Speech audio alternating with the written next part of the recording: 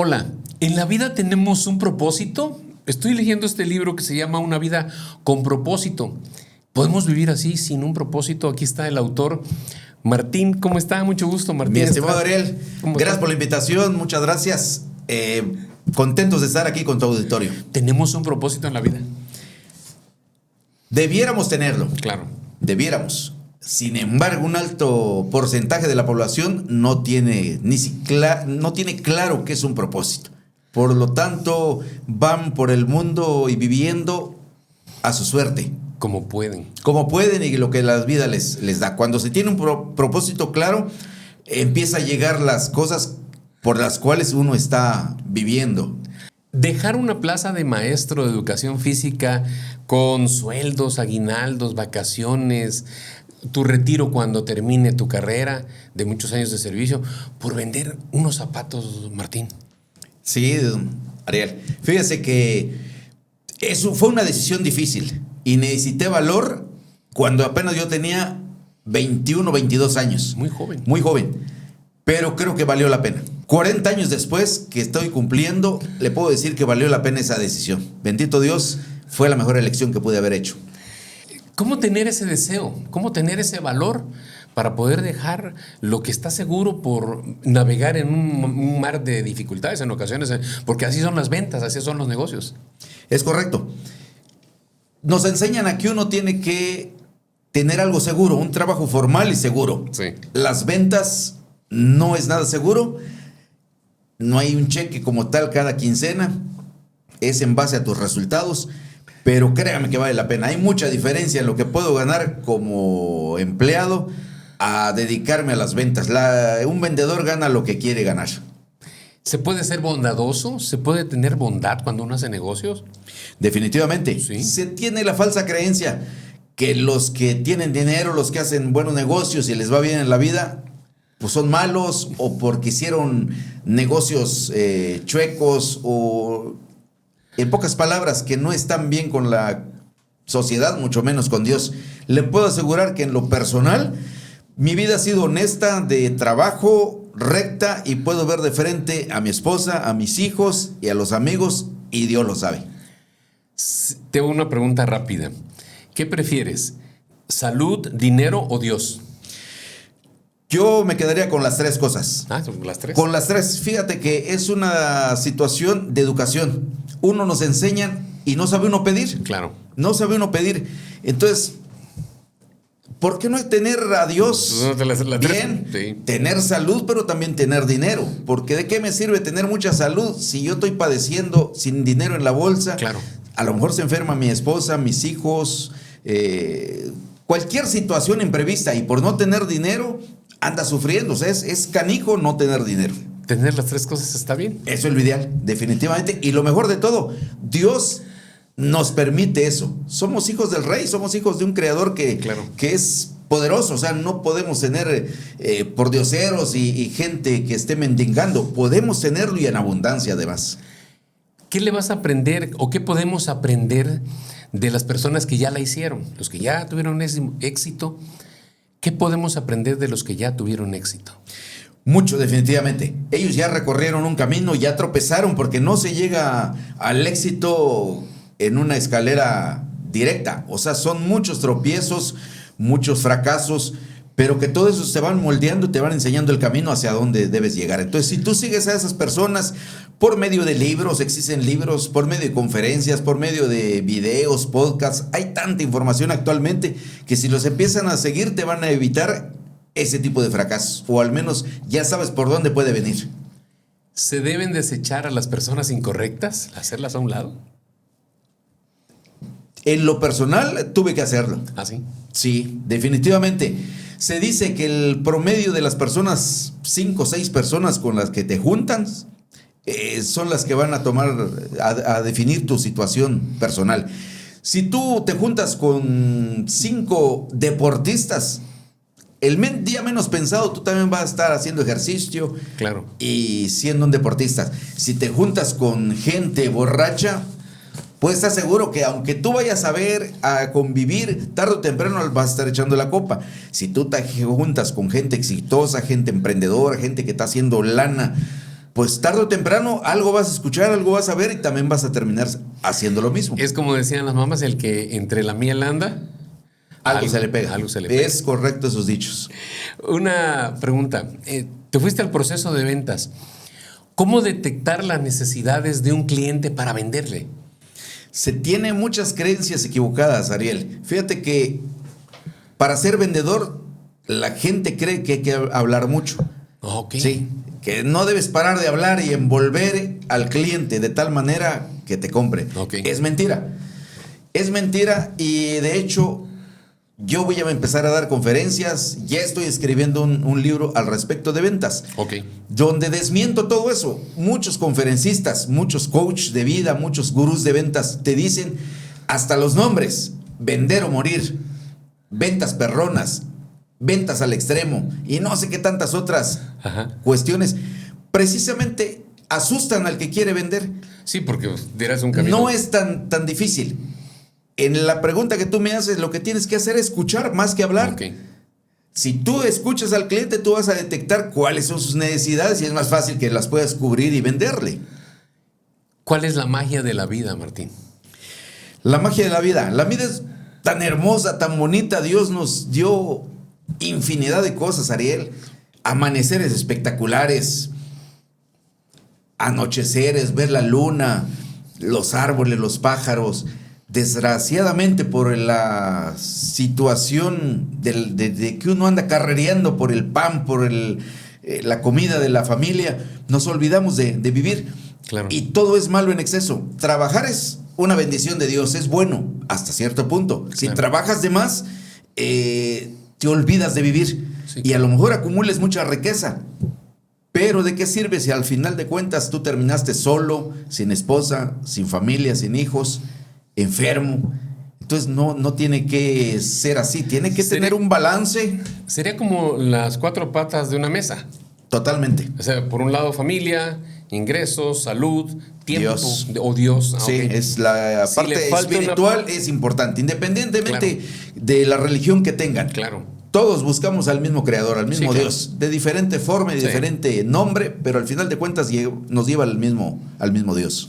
Ahora, si nací pobre, mi destino es ser pobre. Hasta se dignifica de alguna manera. Sí, ¿no? Sí, pobre pero honrado. Sí, Así nos enseñan nuestros papás, nuestros vecinos, nuestros maestros. Porque no importa estudiar una carrera, hay cantidad de jóvenes profesionistas que ya salieron y no encuentran trabajo. Claro. O ganando un sueldo demasiado pequeñito, porque pensamos que ser pobre es nuestro destino, pensamos que es la decisión de Dios, que Él nos quiere así pobres. Claro. Es mentira, es una decisión propia y la puede uno cambiar además. Si en este momento yo quisiera sacar deseo para hacer lo que tú hiciste, para poder empezar al proceso de ventas. Si yo quiero empezar a vender, debo de tener deseos de hacerlo. ¿Cómo obtener ese deseo? Ese atrevimiento, quitarme ese miedo. Sabemos que las ventas es la madre de todas las profesiones. Sí. Desafortunadamente también es una profesión o actividad poco valorada y hasta denigrada. Sí. El que se dedica a ventas es porque piensan la gran mayoría de la gente que le está yendo mal. Que no tiene otra opción. Sí. No, pobrecito, ¿no? Debería ya buscar tener un empleo formal, un empleo donde cada quincena esté cobrando. Claro. Eso es lo normal para la sociedad Sí. en la que vivimos. Sí. Nuestros padres nos enseñan para eso, para ser empleados. Cuando va uno a la escuela, te enseñan a ser empleado. Claro. Entonces, si tú quieres cambiar tu forma, tu entorno, el deseo es importante. Definitivamente, deseo ser rico, deseo tener dinero, tener abundancia, tener cosas, es válido, Pero se puede. se queda en deseo. Exactamente es la que mucha gente no comprende. El deseo es una parte importante, Claro. pero la acción, La acción. esa es otra cosa. Hay que actuar, o sea, no nada más desear y pedirle a Dios. Que caiga del Sí. cielo. En Japón se dice que la gente va al templo a ofrecer, no a pedir. Ok. Acá, cuando tenemos un problema, es cuando nos aparecemos a la iglesia, al templo y a pedirle a Dios, en vez de ir a ofrecer. Mejor vayamos a ofrecerle. Tú hablas ahorita de Japón. ¿Los japoneses adultos no se retiran? No. Continúan su vida hasta llegar al momento de su muerte, siguen trabajando. Nosotros pensamos que ya a los 60 ya, ahí acabó la vida. Yo hace 4 o 5 años, cuando tenía 56, 57 años, yo empecé a pensar en el retiro. Yo dije, cuando llegue a 60, ahí me quito, ya hice lo suficiente en todos los sentidos. Pero afortunadamente me ha cambiado mi mentalidad, la forma de ver la vida, yendo a cursos, conferencias, leyendo libros, escuchando videos, podcasts. Entonces, en uno de esos cursos a los que fui, creo que fue en Monterrey, escuché que alguien dijo, yo le hice el comentario, pienso llegar a lo decente y retirarme. Y me dijo unas palabras que me calaron. El agua estancada se pudre. Ese apesta, huele mal. Si tú te retiras, ahí vas a empezar a morir.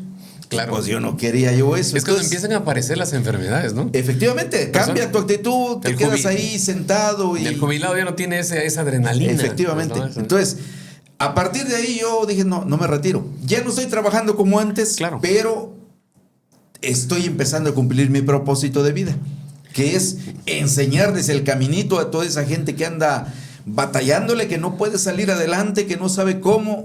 Yo creo que por eso Dios me tiene aquí. Hablando de tu libro, Una vida con propósito, ¿qué trae este libro adentro? Habla de mi historia, pero no nada más es una biografía. Ok. Es una ruta, un mapa de cómo yo fui avanzando. Efectivamente, tuve el deseo, pero no quedó nada más en deseo. Fui a la acción. Articulaste, ¿no? Y fracasé, ok, porque llegué a tener muchas zapaterías, 12 zapaterías en todo el estado de Chiapas. A las personas mayores que nos estén escuchando seguramente van a recordar Calzamex. Sí, claro. Que amablemente nos hacías favor de... Fuiste mi patrocinador, te anunciabas conmigo en la radio. El primer patrocinador, sí, efectivamente. Mi primer patrocinador fue Calzamex. Efectivamente. Pues yo invadí de calzado a Chiapas, vendí millones de pares.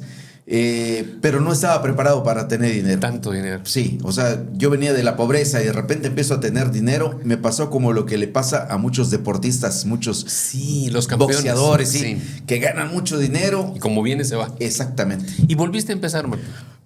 Dios me permitió y dio una segunda oportunidad.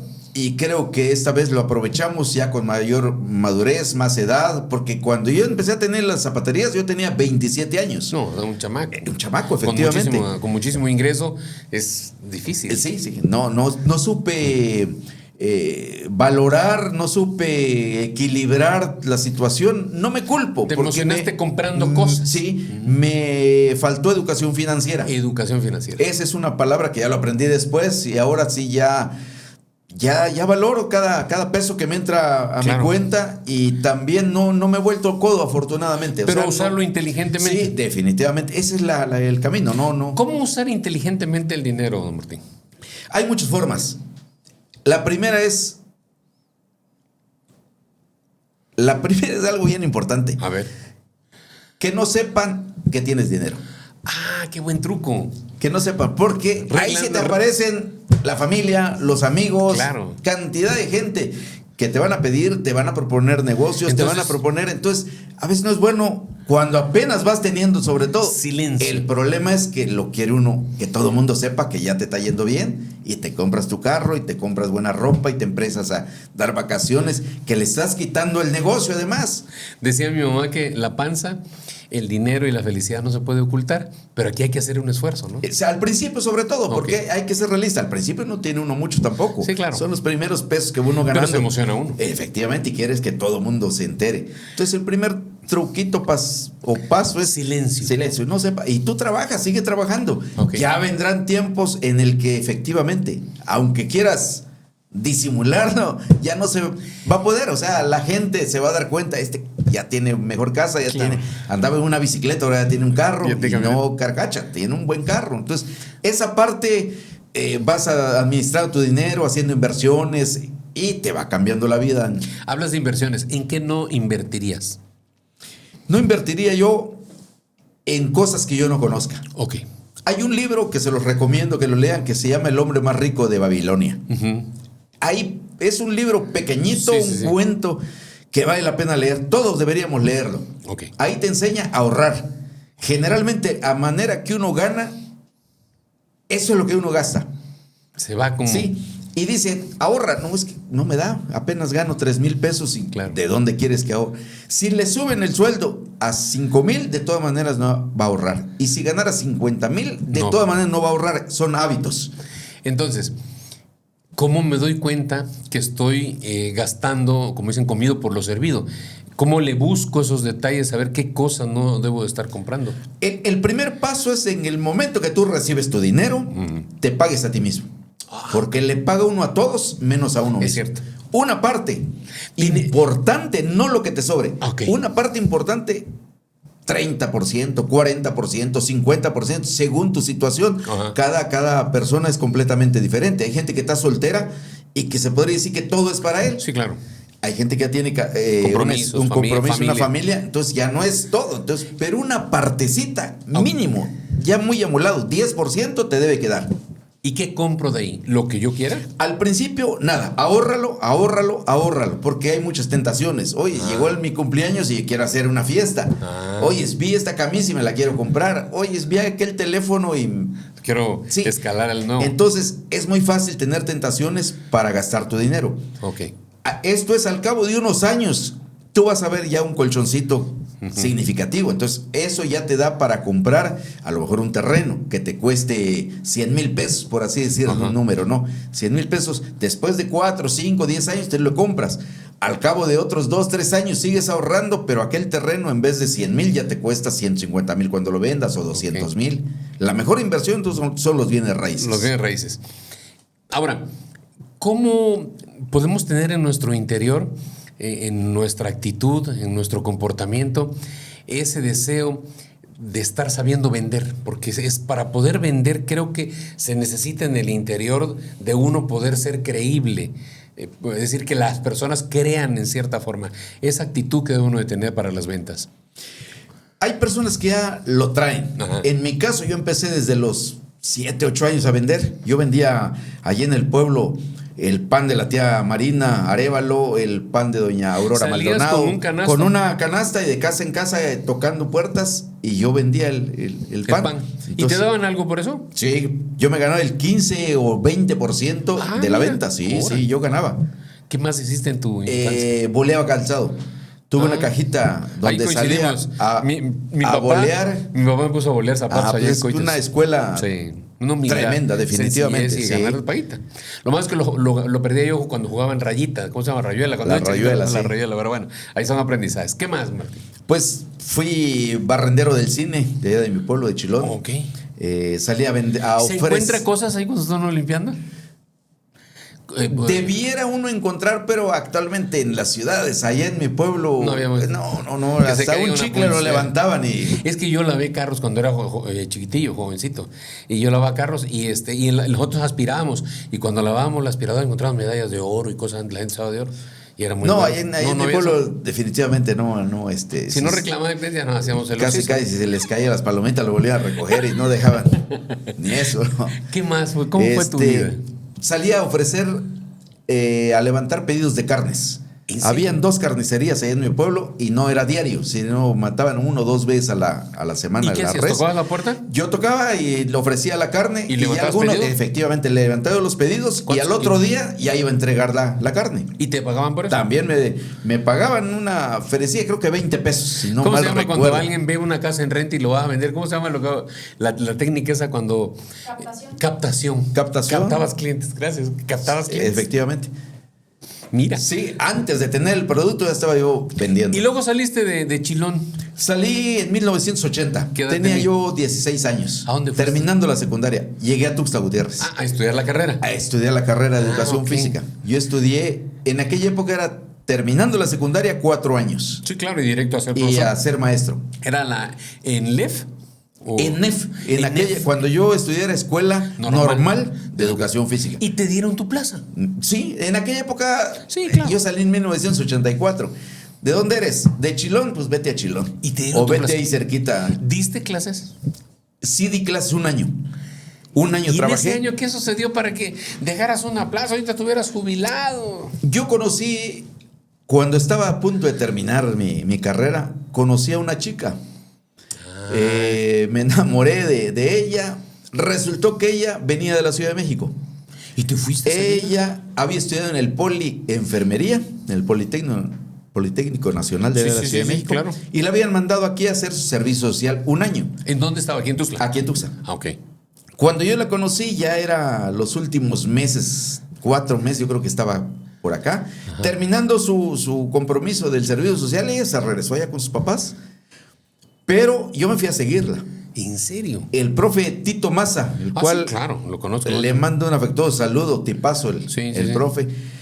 Le dije, oye, profe, yo me quiero ir a la Ciudad de México, quiero seguir estudiando. Pero la verdad no era que quisiera seguir estudiando. Yo iba por mi novia. Por la muchacha, sí. Y me dio un par de recomendaciones, me fui a la Ciudad de México y llegué a la casa de mi hermano. Dicen que el muerto, el arrimado los 3 días apesta. Después de unos cuantos días ya mi cuñada, ya no sentía yo la confianza. Sí, claro. Así que empecé a buscar trabajo y en un recorte de periódico decía oportunidad de trabajo. Okay. Trabaja de lunes a viernes 3 horas diarias. Traduciéndoles a números actuales pudiera ser que dijera 10,000 pesos semanales. Y yo, pues son muy buenos, ¿no? Para un chamaco de 22 años, 10,000 pesos, ¿no? Pues son buenos. Sí. Presentarse a una entrevista de trabajo en Río Tíber número 40, Colonia Cuauhtémoc, México. Hice la cita telefónica, voy a la entrevista y llegamos alrededor de 100 personas, yo creo. En un tipo auditorio nos sentaron y una persona entró y nos habló. Y ahí cambió ¿Tu perspectiva de vida? Sí, mi perspectiva de vida. Me dijeron cosas que nunca había escuchado, como por ejemplo, tú eres un ganador, tú eres una creación de Dios, tú eres un chingón, tú viniste a este mundo a ser feliz y a triunfar. Si eres pobre, no es tu culpa. Pero si te mueres pobre, sí va a ser tu culpa porque tienes una vida para cambiar. Claro. Al final nos dijeron que había que invertir porque era una empresa de cosméticos y salir a vender esos cosméticos para tú ganar esos 10,000 pesos semanales. Claro. Yo no tuve dinero para invertir. Uno que otro de los asistentes sí invirtió y se quedó. Pero la gran mayoría salió echando madres, ¿eh? Salió enojadísima porque sentían que les habían tomado el pelo. Oye, si nos hubieran dicho... ¿Pero tú saliste con otra mentalidad? Yo salí... Si hubiera tenido el dinero, invierto. Pero claro, como no lo tuve... Cuando salí reflexionando. A mí nadie me había dicho que era yo chingón, que era yo una creación de Dios, que yo podía ser rico, que yo podía tener dinero. O sea, nadie me lo había dicho. Y yo lo creí. Entonces, al poco tiempo ya me dieron mi plaza y llegué a tener 2 trabajos.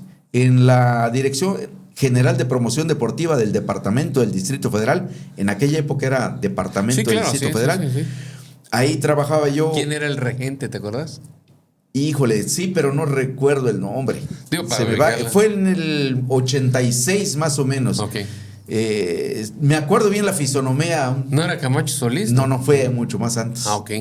Fue antes de Camacho Solís, como unos 2 periodos antes, creo yo. Ahí ya no me acuerdo. Ya. Sí, que era el director de Educación Física, así se llama Sandalio Sáenz de la Maza, que por cierto después incursionó en la política, fue delegado de una... Pues ahí tienes como karma con las sandalias porque vendía sandalias después, ¿no? Yo creo que por eso. ¿Y qué más? Pues trabajé un año en una secundaria también del Estado de México, en Tequisquiac. Entonces, ya tenía yo 2 trabajos y... ¿Estaba bien?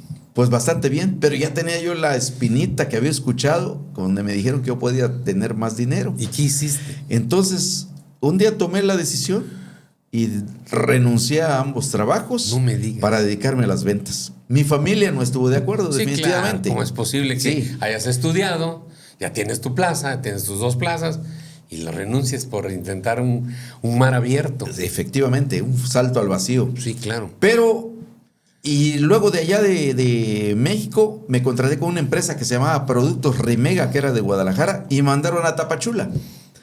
¿Y qué vendían en Tapachula? En Tapachula vemos 4 artículos los de esa empresa. Un filtro purificador de agua, un asador de carnes, una nevera que hacía nieve en 10 minutos, así casera, y un horno multifuncional. ¿Y de los 4 cuál se vendía más? La nevera. La nevera, íbamos a las escuelas, en el hora del recreo les invitábamos una nieve y les hablábamos de los productos. El asador de carnes y la nevera era lo que más se vendía. Entonces... más o menos iba, pero no lo que yo había soñado. Claro. Después yo vendí fresas congeladas, plásticos, cubetas, charolas, platos, palanganas, todo ese tipo, pero de plástico. Vendí libros, vendí oro, vendí un poco de todo a lo largo de esos años, hasta que casualmente, por una situación imprevista, llegué al calzado. ¿Cómo empezó lo de Calzamex? Cuando estaba yo vendiendo fresas, yo ponía los congeladores en los negocios. Ok. Y en una persona que se llama José Luis tenía como 20 zapaterías. Entonces yo le dejé en 3 lugares. Él quería que yo le pusiera a todos, pero yo no tenía la capacidad en ese momento. Okay. Le dejé en 3 zapaterías Los congeladores. De lo que se vendía les daba yo una comisión. Y en aquella época no había Sam's Club, no había Chedraui, tiendas comerciales de ese tipo, claro, donde uno ahorita encuentra todo el tiempo. Había abarroteras tal vez, ¿no? En aquella época, nada más cuando era la época de feria, podía uno comer fresa congelada. Ajá. Y de ahí esperarte un año hasta que otra vez volviera a ser la feria. Entonces, cuando ya hubo, todo el mundo compraba, pero sí, se vendía muy bien. La fresa congelada. Entonces, yo les daba su comisión, el 30% de lo que se generaba de ventas, el 30% era para el negocio. A esa persona le di 3 congeladores y un día llego a recoger el dinero y me dice la encargada, ya pasó don José Luis, ya se llevó el dinero. Voy a la otra y también él ya había pasado recogiendo el dinero. ¿Y por qué? Y voy a su oficina y le digo, y desde que me veo, oye, es Martín, están pidiéndonos fresas en todas las zapaterías y tú... Precisamente por eso vengo a recoger el dinero. Ya me dijeron que usted ya pasó. No, por eso no te preocupes. Tú vuelve a surtir de fresas y no, yo necesito el dinero. Y ahí empezó el problema. Vente mañana, vente el miércoles y no me pagaba. Entonces empiezan a pasar los días, las semanas, pero no era yo el único. Llegaban como 10, 20 personas. Dejó de pagar. Dejó de pagar. Era un bandedazo. Era un bandidazo, si me está escuchando, pero es la realidad. Sí, pues. Pero yo era el menos importante. La gran mayoría les debía millones de pesos en calzado. Era gente de León, de Guadalajara, de la Ciudad de México, de Ticul, Yucatán, donde les surtían el calzado y él no les pagaba. Claro. Entonces, cuando ya se iba a pelar, iba de salida, me dijo, oye, ¿sabes qué? Yo estoy en quiebra, yo no voy a pagarles. ¿Quieres zapatos? Pues me vio que apenas iba empezando. Sí, diría, lo voy a salir perjudicando a este muchacho. Entonces me dio calzado. Y yo pensé que iba a ser un mundo de calzado. No, como unos 30 pares de zapatos fue. Pero yo en ese momento ya había conocido otras personas. Y yo empecé a hacer negocios con ellos. Les sacaba carros, fue la forma de financiarme, de la agencia.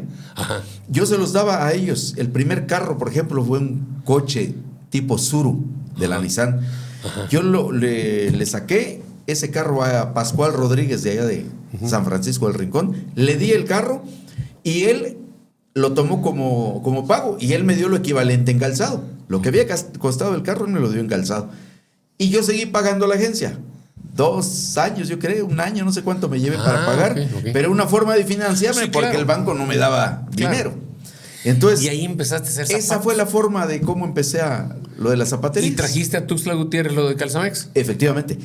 Lo traje. Se volvió una locura eso, ¿no? Sí. O sea, vendíamos por montones, pero yo miraba que la gente se peleaba por... Trailers y trailers de calzado. Y yo empecé a hacer mucha publicidad. ¿Será energía, Martín? Definitivamente. Es energía. Es energía. Las cosas buenas o malas siempre se atraen. Sí, ¿verdad? Los pensamientos. Si usted está pensando cosas malas, ese momento, eso va a traer. Claro. Entonces yo en ese momento andaba yo con todo, chamacón, sí, claro. 27, 28 años, con un montón de compromisos, un montón de trabajadores, ganando un montón de dinero. ¿No eras casado hoy? Ya tenía yo un hijo. Ok. Sí. Y luego llega la cantidad enorme de dinero, el éxito en los negocios, y empiezas a invertir en cosas que no se deben invertir. Compré un terreno mucho más grande de mis necesidades. Ok. En las afueras de Tuxtla, 2 hectáreas. Okay. Una de ellas le puse barda todo alrededor, construí una casa. 2 hectáreas bardadas. Sí. A su mecha. Pero bardé una. Okay. De las 2 me dividí un camino, así que una. Pues como sea, es una gran bardota. Sí, es 1 hectárea, son 10,000 metros cuadrados. Sí. si tener un lotecito de 10 por 20, Sales. mucha gente le batalla y no lo tiene. No, o sea, ¿Se imaginas? ¿cuánto saldrá bardar por metro actual? ¿Un metro cuadrado? No, pues una lana. nota. Dos, Entonces hice una casa bonita.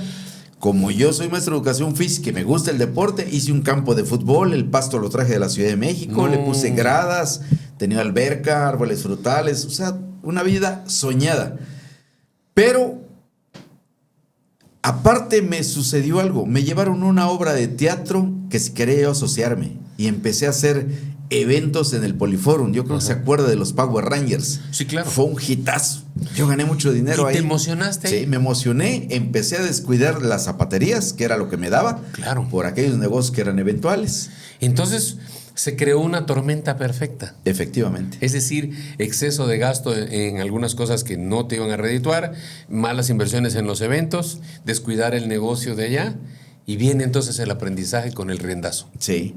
Poco a poco empecé a perder el control, a perder dinero y al rato a cerrar zapaterías.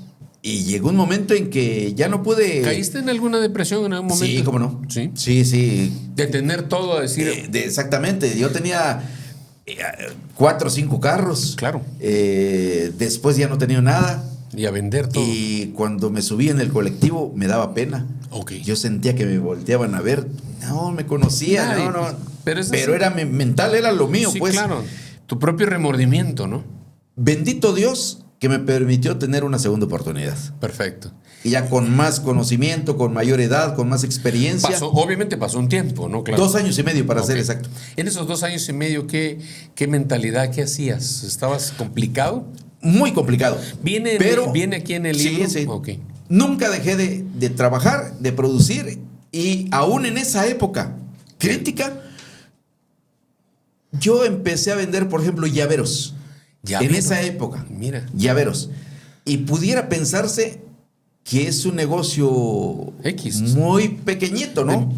Bueno, yo empecé a salir a las expoventas de calzado que se hacían aquellos que venían de León, Sí, Guanajuato, de Moroleón. Sí. Yo me pegué con ellos. ¿Y vendías? Iba yo a gran parte de la República Mexicana. A Morelia, Acapulco, Veracruz, no sé, Mérida, Villahermosa, diferentes ciudades. Ya.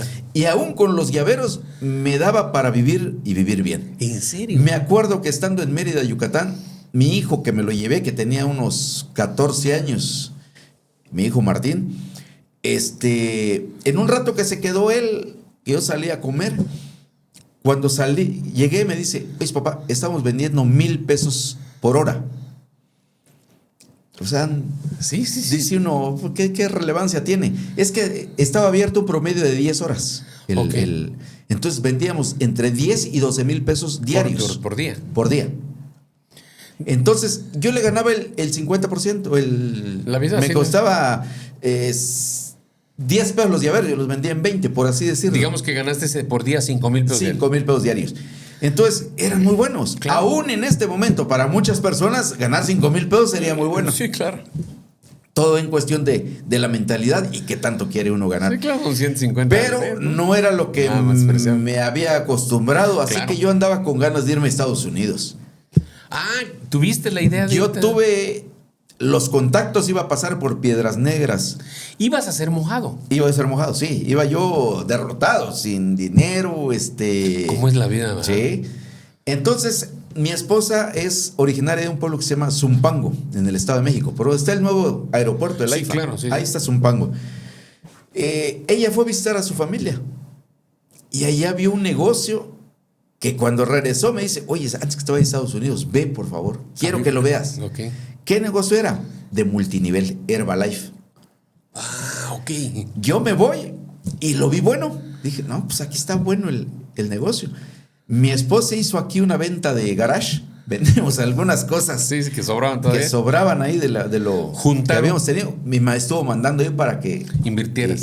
no, y para que yo sobreviviera, porque estuve un mes allá aprendiendo. Ok. Estuve un mes y con un líder que es muy bueno, se llama Humberto Jaimes. Los que hacen Herbalife lo ubican perfectamente. Ya. Ha trascendido y logrado grandes cosas en ese multinivel. Sí. Entonces, ya no me fui a Estados Unidos. Cuando regreso, pongo mi club de nutrición aquí y empiezo a trabajar duro junto con mi familia. Conozco al líder de Herbalife aquí en Tuxtla, que era el que más movía genera dinero, el que más gente tiene. Y yo andaba en ese momento echándole ganas, pero yo tenía los compromisos, me estaban demandando y me tenían embargada la casa. O sea, tanto llegó, ¿no? El extremo de la vida, ¿no? Valía una buena cantidad de millones esa casa. Entonces, apareció ese líder de Herbalife aquí en Chiapas, hice negocio, él se la vendí. Ok. Entonces, con ese dinero ya me permitió respirar. Pagar deudas. Sí, pagar deudas y todo. Y fue cuando empecé las inversiones en los terrenos. Los terrenos que ahora vendo por medio de inmobiliaria se invirtieron hace 20 años con dinero de esa. 20 años tienes ahora en el ramo inmobiliario. 20 años. Entonces, me ha llevado la vida por diferentes situaciones y hay que estar agradecidos con Dios. Claro. Porque en cada momento, aún en la quiebra, yo agradezco a Dios porque fue una forma de enseñarme el camino, decir, por acá no es. Exacto.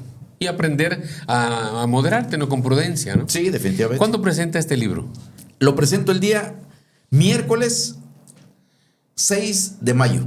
Miércoles 6 de mayo. El 5 de mayo lo presento en San Cristóbal. Correcto. El 6 de mayo lo presento aquí en Tuxtla Gutiérrez. Correcto. El 13 de mayo lo presento en Chilón, mi pueblo natal. Claro. También está considerado la Escuela de Educación Física. Tu alma mater, ¿no? Mi alma mater. Sí. Y Tapachula. Aún fechas por confirmar. En los próximos días ya voy a tener fechas. Y en septiembre, octubre, en la Feria Internacional del Libro de la UNACH.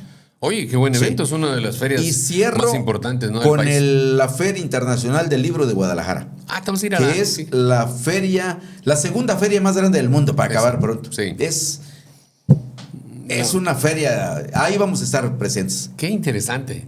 Te quiero agradecer que me hayas permitido platicar contigo. Yo te digo, don Martín, por el respeto que tengo de tu investidura como empresario, pero las personas saben que somos grandes amigos de Yo creo que a partir de ahora nada más Ariel y Martín, ya no el don. Bueno, gracias por regalarme tu tiempo, por regalarme tu amistad y por permitirme echarle una escudriñada a este proyecto que está muy interesante. Es una muestra de lo que podemos hacer en todo el orden de nuestra vida, ¿no? Porque veo que incluye cosas del amor, incluye cosas de Dios, incluye cosas de superación, tristeza, alegría, pero sobre todo el esquema está muy bien planteado. Vi que Alex Day y varios conferencistas internacionales te mandaron una felicitación que yo creo que es por demás válida y obviamente muy, pero muy loable, ¿no? Me hizo favor Jorge Cerratos de escribir el prólogo y algunos amigos conferencistas, autores, empresarios me hicieron favor de otros. Por ejemplo, René Mantecón, que ya lo conoces, de Monterrey. Sí, tipazo. Fue mi compañero diputado federal, es un gran conferencista. Es un muy buen empresario, conferencista, autor de igual de libro. Una amiga de Costa Rica que se llama Mili Moreno. Otro amigo de Perú que se llama Judith Lonzoy. No, puro bueno. Mi amigo Rui Machalele de África, de Mozambique, entre otras personas. Realmente agradezco mucho a todas esas personas que le echaron un vistazo mi libro y lo aprobaron, le echaron la palomita y algo trae de bueno. Es mi vida, no nada más es que yo lo haya leído o lo haya visto en una película. Claro. Y yo lo he vivido todo lo que les platico ahí. Te agradezco muchísimo. Al contrario. Gracias, Martín. Gracias a todos y un abrazo.